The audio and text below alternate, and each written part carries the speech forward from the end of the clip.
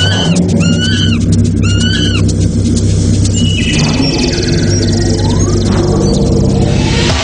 Nickelodeon Animation Podcast with your guide, Hector Navarro. And here he is now. Oh my gosh, that's right, Olmec. Thank you so much. We are here at San Diego Comic-Con 2016. We're at the Nickelodeon booth, and Nickelodeon has been running around and doing so much. There's so many panels. There's so much to see. We've got a beautiful booth right here in the middle of the convention floor. There's a giant Olmec head giving out advice and telling stories. There's a Hey Arnold stoop. You can take a picture with Arnold and Gerald and Helga on the stoop there. There's a Double Dare huge nose you can pull boogers and prizes out of. It's amazing, and we've got so much to do and so many people to talk about, so let's get right into it. Nickelodeon.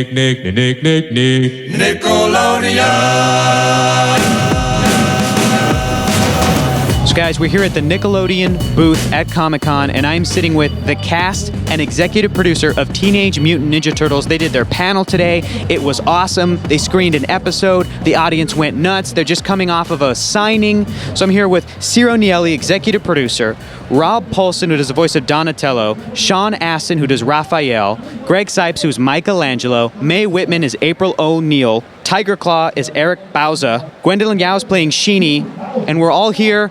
You guys had an awesome panel today. I just want to go around the two tables here. I just want to ask everybody, how'd you feel about the panel? Hi, this is Rob Paulsen, Donatello for you guys. It was great, and we've been doing it now 4 or 5 years in a row. Never gets old. The fan base is so dedicated, and to have the beautiful Gwendolyn Yo with us today, and we love having Mae, even when she's liquored up. I mean, even when she's... No, it's an absolute gas. Really great. Yeah. How did I feel about today? It was awesome. I mean, it was a good panel. It was a nice change for us. We got to just show something to the fans. My job was easy. I got to just, chill out and watch my favorite show that I get to make with all my fans. So that was awesome. It's not every day I get to do that. Gwendolyn, are you still feeling the high from the panel and then the signing that just happened? Oh my gosh. First of all, it's just such an honor to be, in this room with you guys because, that you guys have been doing this for 4 seasons and I'm coming in mid-4th season. So it's like one of those like surreal moments. You're like, oh my God, Sean Astin. Oh my God, Rob Paulsen, even though I've stalked Paulsen forever. And to have, Mae come on board and, to just also have like not just high IQ but EQ, which is talking about April's character. It really I think everybody here has that sort of intelligence quotient, but also like using our like emotional quotient, and that creates like such an amazing tapestry of work. And I was blown away by the episode that Ciro did. I mean, he doesn't look that talented, but he actually is really that talented. And he isn't. And the thing is, we're sitting here at this, you guys can't see this, but we're sitting at this table with fan art that is given to us every time, and it's the depth of love for this show that people take their time to create this and drive from everywhere is so wonderful. It's fantastic. Yeah. I want to ask over here on this side of the table, Eric, what is it like to be in front of the fans? I mean, you've done this before, but what was it like today? Well, anytime you get to sit down and watch an episode, I mean, when we go into the booth, we're in there just sometimes by ourselves, sometimes with a group of people, but when you're actually there with the people that it's made for, and you get to hear that reaction, it's like being at a live taping of an actual show, like on TV. So when you actually feel the admiration and the cheers, and it warms me, it warms my heart. I love it. Sean, man of 1,000 cons at this point. No kidding. What was today like? What was it like seeing that episode in front of everybody and then doing the signing? Oh, well, I was sitting next to Ciro, and I think I had the same feeling that Eric had. How often do they get... I mean, the show's seen by millions of people, but how often do they get to watch it with people who love it? So I was enjoying, kind of like as a parent when you watch a movie with your kids and you see the movie again through your kids' eyes, I was actually seeing it through Ciro's eyes. And it's a movie, it's not even a TV show. I mean, the emotional weight of it, when April becomes Konoichi, it was so moving. I mean, it was like, I never really liked the cartoons back in the 80s. I didn't know them back then. Yeah, I did too. April O'Neil was kind of the coolest gateway in for me, like the human. and she's pretty and she's smart, and I have daughters, and so she kicks butt. And now we've lived with her for 4 years, and I've seen people dressed up as April O'Neil all over the world and everything else. And now all of a sudden, there will never be a time, ever, in all of Turtle Mania, where she's not eventually a Kunoichi. And we were there today for that moment, for that graduation ceremony. I felt like an uncle or somebody, or I was just so proud of it. I've been waiting to ask Mae this. What was it like for you to be there with the crowd for that April moment? It was like a huge episode for her, and to sort of come back and be around everybody and then also get to watch her go through the thing that she's kind of been striving for, this whole series. She's kind of been trying to find herself and find her place amongst these people and these warriors and find her strengths, and she's really honed them and been so disciplined and focused, and now it's all happening, and she really feels she's always been part of the team, but now she's like really, really part of the team. And the real deal now. She's the real deal now, and there's no stopping her, and it's so cool. I mean, it was really beautiful and it was emotional, and to get to share it with everybody while you were watching it all live, I mean, that's like the coolest thing ever. So I feel honored. What a great example for young girls, though. Yeah. Both you and Gwendolyn and Kelly too. Strong, powerful, an action adventure, ostensibly used to be a boys' action adventure show, and it is so great to see that, and the audience ate it up, and so many little 7 or 8, 9, 10-year-old girls are going, wow, this is really cool, and it's inclusive, but it's not contrived. It was part of the story. Very beautiful. I want to ask about that. Yeah. We were talking about how like April's power is like intuition based, and how she's like so mindful and aware of her own stuff. We're doing the hand. You can't see it because it's a podcast, but we are doing it. To trust yourself and I'm telling the truth, right? It's like it is. It's to trust yourself and listen to your own senses and be mindful and be considerate of others. And I think that's something that we've really lost just generally as a society, is like the tendency to be sensitive and considerate and mindful about what's actually going on around you. So I think hopefully like garnering that awareness, especially starting young with girls and boys, kind of like making that be a superpower, is to be, mindful. It's really cool. Yeah.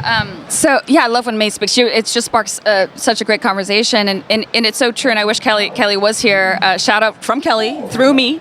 But what I will say that in terms of strong women characters. I mean, I just remember one of my, when I started this 12 years ago, and I did Final Fantasy X too, and I just, it was like a strong woman character, and it was about the power of friendship and the loyalty of friendships between women, and you see that between Karai and Shinigami, and you don't see that very often anymore, and I think that's why. What's the one with the singing, the chick with the ice throws ice picks? Frozen. Thank you. Thank you. It wasn't Nickelodeon. I don't know, but it's like where I think Shinny is choosing to be utterly supportive of her friend Karai, and I think April finding her own independence and being able to stand up to stand up for herself, and she's not intimidated. So I think that's really beautiful, and that the characters around her, these turtles are embracing of that they're compassionate men, and that it's okay. Rob, you mentioned earlier that this franchise, this property, was traditionally thought of as a boy thing. And the fan base for this iteration of Turtles is so split down the middle. There's to see all of the female fans, the little girls along with the boys. It's amazing. What are your guys' thoughts on that? Was that something that was built in to the beginning of the show, or was that something that was a happy surprise? Was that something that you guys were aware when you came onto it, or had no idea? This started happening, Cipes knows, because we were on Titans together, and that I felt like was the first American kind of mainstream show that was thought of more like it should have been for boys, and by the end we had tons of girls, and we started noticing that we had more girl fans than boys, and then I think since then it's just become natural for me to think that way. But to just like wrap it up really quick, when I started this show, and they said, I had to pitch it, and they said, well, what about the Turtles? And I said, what do you mean, what about the Turtles? Because they wanted a new take. And I wanted to keep the Turtles the way they were. I was like, I think it's all about April. Like, because April's the one that kind of was the the piece that didn't make sense in the old show. Sure. She was only the damsel in distress. Right, always, and like So- a big sister. Right. Yeah. So, because they wanted something so different, so they allowed me to keep the rest of the show straight if I went really crazy with April. And so I really based, like, my initial pitches were all drawings of April, and they're all about April. She's like my little goddaughter. This version of this show doesn't allow for guys to think that girls are icky. They're just not. Well, there's no separation nowadays, thank God. And we're working for that more and more. But like, just generally speaking, there's girls and boys that are all doing the same stuff and having their own powers and bringing their own thing to the game. So I love that, just like Sean's saying, there's no apology for being a girl. I mean, I can't tell you, in so many cartoons and movies, everything, with adults, whatever, there's always the slight apology for being a girl in like a man's universe or whatever. And this show, it's like there's no question. You don't think about it. It doesn't come up. It's not an issue. There's no room for it because it's not how it is anymore for us. And they need each other. Yeah, and everybody needs each other, and everybody's like an equal part of the team. And I think it's amazing because it's so powerful. I mean, I have to say, most of the fans I know of, like my friends' kids and everything, are girls, are little girls, and they just love it, and they love every part of it, and the fighting and the love stories and all the, it really is like a human show. So I think it just kind of erases all those lines, and I just wanted to add that our crew's notorious for having the most badass female artists in the industry. That's true. We got some really the girls on my crew can school some people hard. I'm fearful of a handful of them. So it's become this weird. Yeah. I find myself. You got to understand, you go back 20 years to this industry, and it was a bunch of guys still smoking in their offices. Yeah. And we weren't making stuff for girls. And to now have really, I feel like girls that grew up loving Teen Titans, learning to draw, that I'm hiring now, that can school me, has been pretty neat. So it's a different world. Guys, a really cool thing happened to me too while we were sitting here. I've never met Greg Cipes, and literally right when I sat down, he of course started eating an avocado and some organic walnuts, and he's completely matching the idea that I had of who Greg Cipes was. Greg, how are you doing, brother? Man, I feel like everything is aligning for global healing. It might be a turtle-delic experience that the world is actually witnessing and being affected by our show, even the balancing out of female roles. Mother Earth is a female, and the fact that in our show we're balancing out, giving respect to girls and empowering women means we're on the right direction to global healing. The turtles belong to the animal world, the nature world, and man's world. It's this beautiful combination of everything. I feel like there is enlightenment, and then there's Greg Cipes up here. Like we're trying to get to there. Yeah. How was that avocado? How was it? It was wonderful. It was very green. It was organic, and it was very satisfying. It was itself. Never before in the history of the entertainment business has there been a more perfectly cast character than Greg Cipes as Michelangelo. I don't think he's been told that he wasn't playing himself up to this point. I think you guys are just letting him in, and you just ask. I think Mikey's being written for Cipes. Absolutely joyful. I got a question for you, Eric. Eric, can you do me a favor? Can you encourage kids to allow themselves to pretend like they're bad guys? You've talked about what it's like to be a bad guy, and you're such a nice guy. Here's the thing, though, about Tiger Claw. He's now, for me, when I watch every episode, he's become the Wile E. Coyote of the series. Because he's what? He gets mean, he gets really rowdy, but he gets an air conditioner dropped on him. He's been hit by a truck. Now he's just been blown up in an episode, and he's going to be in the next one. That cat has more than 9 lives, that's for sure. But yeah, if you're an actor... Ciro, I'm sitting next to Ciro, and the explosion happens, and I go, is he dead? And Ciro just looked at me and said, no.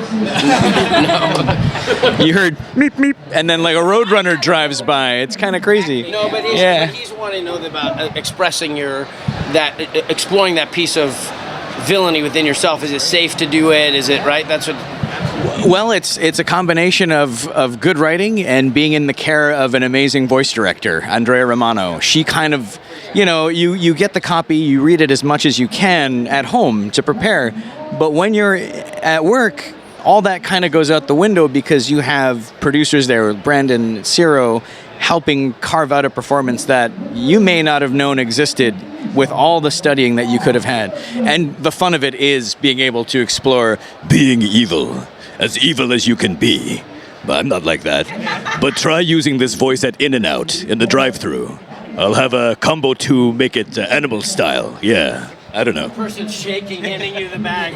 No, but I mean, to me, I don't know that sometimes kids make the conscious delineation between the experience they're having with a show that they love or characters they love and what it means kind of philosophically or for their own life.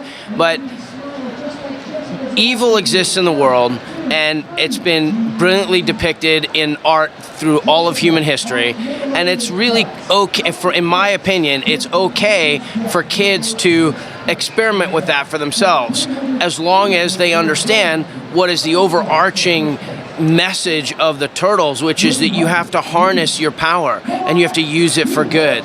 So yeah, people want to know what it's like playing a good guy or a bad guy, and actors will always tell you it's more fun playing the bad guy because we don't get to be bad in this world. It's a safe place to experiment with those ideas without actually going there. And I think if the world did that more, it would be we'd be closer to avocado land. Guys, thank you so much. This has been a blast. I really, really appreciate it. I hope you guys have a great rest of your afternoon. I hope that you felt all of the love in this love fest. We did. And you take it with you the rest of the day and have a great time. Thank you guys so much. Really appreciate it. Folks, for listening. Well, booyakasha, guys. There it is. There's Ninja Turtles. That was awesome. What a great group of people. Afterwards, we got a chance to talk to voice acting legend, man of 1,000 voices, man of 1,000 animal creature sounds and noises, Dee Bradley Baker. We talked about everything from Avatar: The Last Airbender, Star Wars Clone Wars, to Legends of the Hidden Temple, and also that time he voiced Daffy Duck for Space Jam. And he's still voicing Daffy, so here it is, guys. Check it out. Dee, how you doing today? I'm doing well. I'm doing great. It's thrilling to be here at the convention to see everyone getting into whatever they're into in their own weird way, and it's such a positive, inclusive, creative community of people. I love being at a convention, and this is the biggest one of all. This year, 2016 marks the 25th anniversary of Nicktoons that started in 1991. This is why Nickelodeon's doing this podcast, and I get to talk to people about animation in general. Here's one of my favorite questions to ask people who eventually end up in the industry. Do you have a first memory of animation? Well, yeah, I mean, my first memory of animation was probably The Jungle Book, which my dad took me to, and I was really upset that Mowgli went with that little girl with the bucket of water on her head at the end. It just busted me up, and I cried, and I was very upset. And then beyond the trauma and heartache of that movie, which is a fantastic movie, is probably Looney Tunes when I was a kid. I really loved watching those. I remember asking my dad, how does Wile E. Coyote get fixed up so quickly after he smashes, at the bottom of the canyon? And he explained to me that it was a cartoon. And then I understood. And you've got such an interesting and incredible history with Nickelodeon. I mean, we're here in the middle of the Nickelodeon booth here at Comic-Con, and around the corner there's an Olmec. There's a giant Olmec head from Legends of the Hidden Temple. That's you. That's your voice. That was you. Yes, and Olmec is coming back in a big way with this wonderful movie they have coming out. I've seen a rough cut of it, and it's really great. I met up with Kirk Fogg and producer Scott Stone, and we haven't all three been together since we made the series about, it's over 20 years ago, I think, or maybe third season was about 20 years ago. And we get to sit down and watch a Legends of the Hidden Temple movie. Did you ever think that was possible when you guys were working on the show? Well, no, absolutely not, because it's actually never been done. I don't think anyone's ever made a movie out of a game show. You've made movies out of video games, but not out of a game show. Why do you think that people looked at Legends of the Hidden Temple, the game show, and went, yeah, let's find a narrative in that. Let's find some story. Why is that? Well, I think there's two reasons. First of all, it's a game show that creates a really enticing world. That's this whole universe that you want to be a part of. So there's the environment, there's a whole world to begin with. And then, unlike other game shows, it's kind of a story-based game show where you start out and they sort of thin the herd, and then finally you have the champions emerge, who then must make their way in, get the thing, put on the monkey head or whatever, and get their way out. And there's a timer on it. There's a beginning, middle, and end of the whole thing. So it's like a story. And most game shows are not really to that extent at all. And so because of that, I think it fits really well.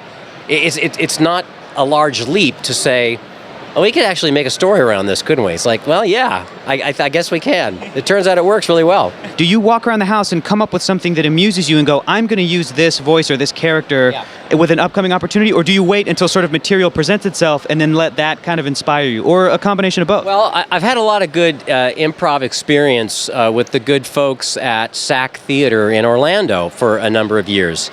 And people like Wayne Brady and Jonathan Mangum and Claire Serra and the whole gang of people there were really talented A-list improvers.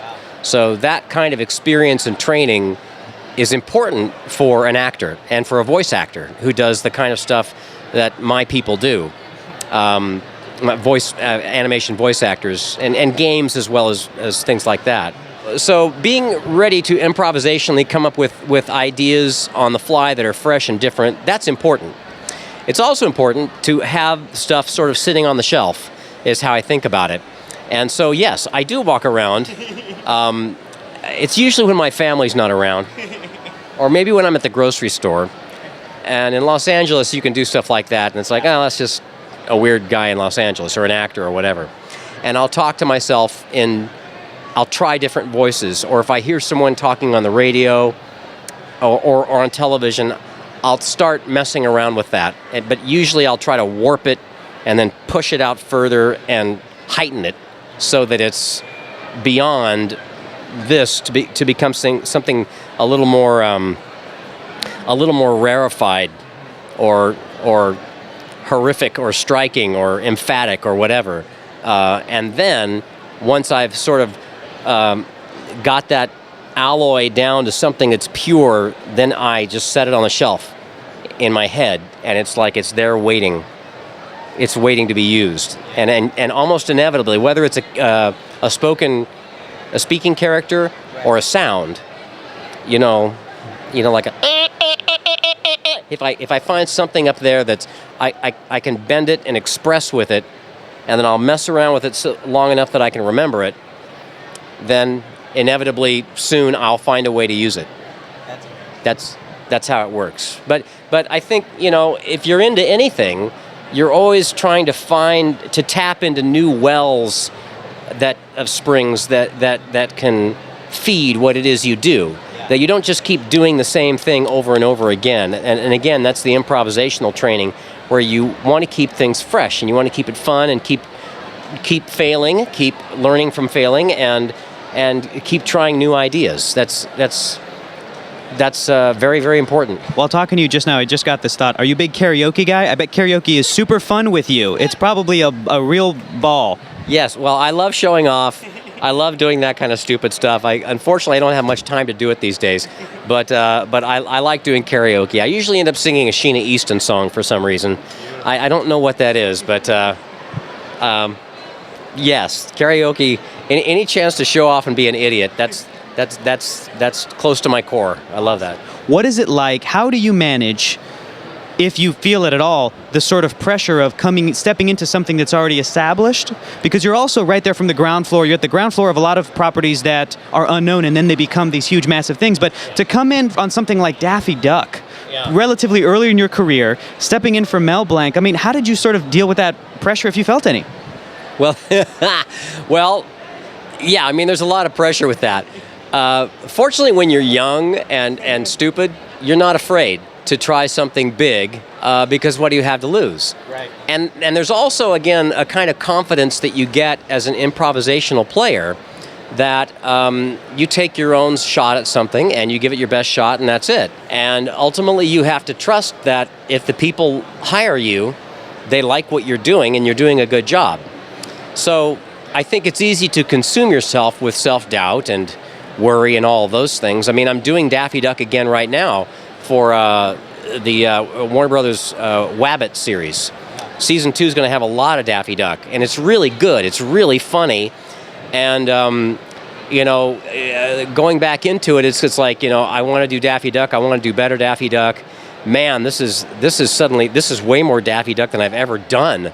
But ultimately, like the clones, where you start wanting to hit something that's more of an impression that's authentic to what was previously created, but then ultimately you have to become satisfied with your own flavor to it, because it's going to be your own thing. It's going to be a little bit different flavor while still trying to honor what the original performance was. So I'm okay with it, I guess. So you're known for your beautiful animal sounds and your creature sounds, and these otherworldly things that you can do with your voice. That's my Momo. That's my favorite. So 2 questions for you. When did you realize that you could do this?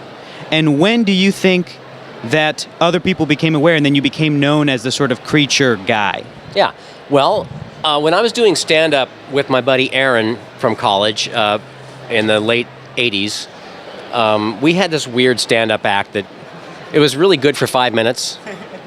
And my half of it was doing like weird characterizations and weird vocal stuff, and I liked doing that. I liked like outlandish characters and just weird sounds. Not doing jokes. I didn't want to do jokes.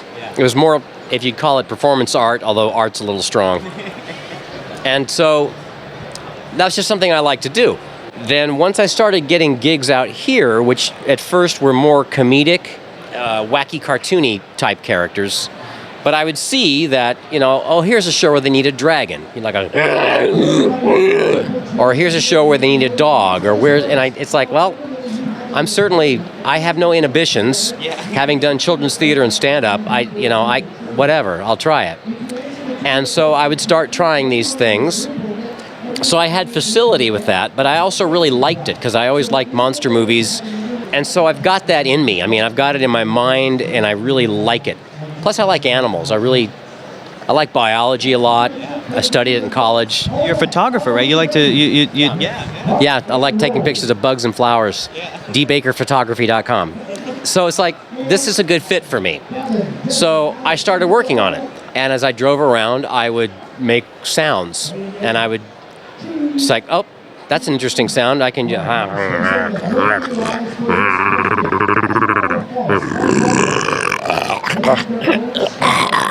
what can I do, with my voice that enables me to have the range of expression that an actor can bring to a nonverbal character, which is what they need an actor for. If they can do it with a library sound, then they will. But if they need an actor, then it's like, well, they need an actor who'll do the weird stuff, but they can make it sound right, but also act it. So I just kept working on it, and the more I worked on it, the more work I got, and it just took off from there. Last question for you, Dee. Here's a fun one. We're at Comic-Con. Do you have a favorite piece of merchandise that came from a show or from something that you were like, because it's a dream for everybody to have an action figure made of them. And so you've had that. You check mark that. You've got tons of action figures of your various characters. I mean, you can spend an entire economy getting all of the clones, which is great. But is there a specific piece of merchandise where you go, oh, I really like that. That's really cool. I didn't know they would do that with that. Well, I mean, there's some obvious ones there. I mean, like they recently came out with an old Captain Rex figure, old bald Rex who made it from the old series, but he's in the new one. Yeah. And I treasure that one a lot, just because I love that character so much, and he's so beloved by fans. So I'm very proud of that one. I really love the giant plush Appa that I've got, and I just always wanted it to be a beanbag, like really like this 10-foot plush Appa beanbag. They never merchandised that show properly, and I mean, I think that would sell like hotcakes. Is a giant Appa beanbag. So there's my wish list. That is a brilliant idea, and I'm sure that after the fans have heard this right now, they are going to tweet at Nickelodeon. They're going to make it happen, because I would buy the hell out of that. That would be so great. No, I mean the clothing alone in Legend of Korra. But it's interesting that fans make that stuff, of course, and they probably make it way better than if it were farmed out to a large company someplace, but fans really care about it. So maybe, on Pinterest or whatever, somebody, or Etsy, somebody will start making the Avatar merchandise that needs to be made. They probably are doing it already. Dee, thank you so much for talking to us today. This has been a blast. We so appreciate you taking the time out of your incredibly busy con. This was so great. Do you have any final messages to the fans here at Comic-Con or just around the world? Follow what you love. Follow your own weirdness, and hang out with the other people that are open to that and that are inclusive with that. And never stop following what you love. I would say that. And if you're interested particularly in voiceovers, iwanttobeavoiceactor.com is my site. It's all free information, and it's pretty much everything I've learned about acting and voice acting, if you're interested in exploring that. There you go. Look how lucky you guys are. Thank you again so much, Dee. We really appreciate it. Thanks. It was a lot of fun. Guys, on our last day of the con, we had the chance to sit down with the cast of SpongeBob SquarePants themselves. Doug Lawrence, who voices Plankton, Tom Kenny, who voices SpongeBob, Bill Fagerbakke, who voices Patrick, Clancy Brown, who voices Mr. Krabs, Rodger Bumpass, who voices Squidward, and Lori Allen, who voices fan favorite Pearl. And it was awesome, guys. Check it out. So guys, you got it. Guys, we're here at, you guys have been doing this for years now. This Comic-Con thing. I want to ask you, while I have you here, do you have a favorite fan moment, a favorite fan interaction? I'm seeing that there's like some merchandise around the table. You got like a Hot Wheel there. I'm sure that you guys get a bunch of gifts and everything. You got one, Bill? My favorite fan moment was here about 5 years ago. We did a signing. I think it was the first big signing we did here. It might have been for the 10th anniversary. And a family came through, and there were 3 children aged roughly from 2 to 8. And they were all dressed like Patrick. The mom, the dad, and all 3 kids. And in fact, the same guy just came through today with his oldest one, who's now like 17, and it was just really great. Seeing 5 people dressed like Patrick was pretty great. But the weird thing is, I became friends with that family, and now now I hang out with them when they come to LA. So it's like, the weird Patrick family. Even though they didn't dress like SpongeBob, I still hang out with them. I was hurt, but I bounced back. My favorite moment was when I got to go to the bathroom. It was awesome. Number one or number 2? Number one. Awesome. Yeah, it was a really good one. It was a really good one. I went number 2. He puts the P in panel. How often do you guys, because you have that beautiful anonymity of being voice actors, how often do people recognize you for your work? How often do you get asked to do voices just when you interact with people? I imagine that a thing like Comic-Con is where you do most of the fan meeting. Is that kind of the case? Clancy is out of luck on that level because he does so much on camera, and Bill is too. Yeah, these guys, they're busted, but. Yeah, but Clancy, what is that? I know you from 8,000 other things. They don't know me from Mr. They don't know me from Mr. Krabs. Clancy's nerd cred footprint is gigantic. So, he's like the president when he walks through these rooms. I always say this Comic-Cons are like an alternate universe where voice actors are movie stars. It's like you step into Earth 2 through the dimensional doorway for a couple of days, and then when you leave, it's back to Earth 1 where voiceover actors, most people don't know them, but the people that do are super enthusiastic. So it's kind of a win-win. I was just going to say, so it's fun playing Pearl because I'm recurring, but I'm often on the show and the writers this season, and I guess last season, going into this season, write more and more. So it's absolutely insanely fun. And I think by the time, I think it was the last time I was out, this one little kid came up to me and he was like, I think I was telling Tom, he must have been like 5 pushing 6, and he had 2 little twin sisters, and he was like, do the voice. And so I was like, hi, what's your name? And he was like, Stan. I was like, hey, Stan, it's nice to meet you. And then his little sister's like, and spit at me, and he's like, "You're right, Dad, it's not her." And he gave me the finger and he walked off. It's just hilarious. It's not a very like totally like PG Nickelodeon moment, but it's hilarious. They did not believe me. We'll be cutting that out. That's great. Right, exactly. Sorry. But little kids, I swear, little kid today, there was a bunch of girls that got so excited. They were just like so giggly and bubbly. They're like, "We love Pearl. We dressed in pink." It was just so sweet, and they were adorable. They just they bounced down the line. They were just adorable. And then I might have gotten it right. And then they spit at me afterwards. Yeah, exactly. It was great. It was great. I got to go back to the question about the favorite fan moment, which is also the grossest fan moment. I was at a convention in Melbourne, and they had a tattoo booth there, and a guy had all of our characters tattooed across the top of his back, and he had me take my Sharpie and sign it, and then he went and got it inked in. And when I was signing it, he had some pimples and some ugliness in the back, and it was oily, and it was just made me just want to spit, and I did. The punchline to that story is that Rodger then went and got a tattoo of that guy on his back. So that was fun. And you can't pull up your shirt, show it to him. Let's see it. Oh, Hey, pimple free. Glad that cleared up.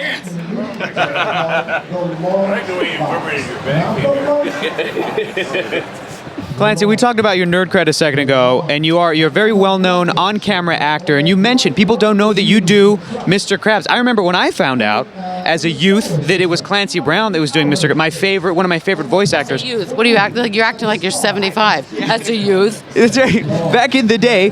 But what is that like when people find out that you are in fact Mr. Krabs and that you've been doing it this entire time and that you love doing it? Because it's not something that I think people would normally associate with the other types of roles that you do and the type of acting that you do. What's that like? They're just a little bit surprised, mostly. And Mr. Krabs is the only picture I carry around with me because usually when people find out you do it, they want a picture, so I sign the pictures for them. That's the only one that you carry around. Okay. It is so much better to sign a cartoon picture than your freaking headshot. It's like, oh, why would you want a picture of me? Ew. Oh, but a picture of Patrick, awesome. Yeah. Let's not forget that your headshot, that's your photograph, is usually like 15 years old. That's right. So just driving home the fact of how horribly you're aging.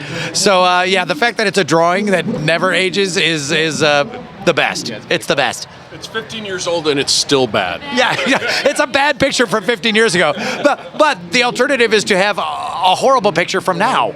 It's a Sophie's choice that I don't care to make. Guys, one of the things we like to ask on the Nickelodeon Animation Podcast for all of our creators, for voice actors, is to go all the way back to the beginning. Do you guys remember your first memory of animation? The thing that you first saw when you were a kid, something that you loved, something that still stays with you today? Yeah, mostly it was Bugs Bunny. It was all the Warner Brothers and Tex Avery cartoons at MGM. You know, the theatrical shorts from the 40s and 50s. That's the stuff that made me want to be in animation because it was so funny and it was so brilliantly, not just conceived well, but I mean, it's so beautiful. The animation's so great, and I couldn't get that out of my head. I knew the difference when I was like 12 between what I thought wasn't, was stuff that was not as, not as well made as the older stuff because they had great budgets back then to do stuff. But I think we're trying to keep that tradition going today with this show to make it like those shorts, that we grew up on. The tradition of fighting networks for budgets? Yeah, that's right. The big budget tradition. My first actual experience in animation was soon after the Civil War, and we had a Garrett-type version of SpongeBob long before this. That's why he works union. Yeah. Civil War joke. Hey, I would say my first cartoon memory, and it's one of my earliest visual TV, maybe my first TV memory, Max Fleischer, Popeye. And that just imprinted on me like a mother duckling. And I still have a weird, unexplainable love for that I can't shake. It's probably my favorite stuff ever. Even more than Looney Tunes and stuff like that. Max Fleischer stuff, Popeye. I don't know why I love them. I never get, they're from another planet. Well, I loved the Looney Tunes, Merry Melodies so much when I was a kid. I loved it so much. My mother done told me to get something for dinner. There's this one wonderful cartoon about the vultures. It still kills me. And I'm happy to say my daughters, I was able to find some old copies of some old Chuck Jones stuff, and my daughters loved it too. It was a great thing to pass on to my daughters.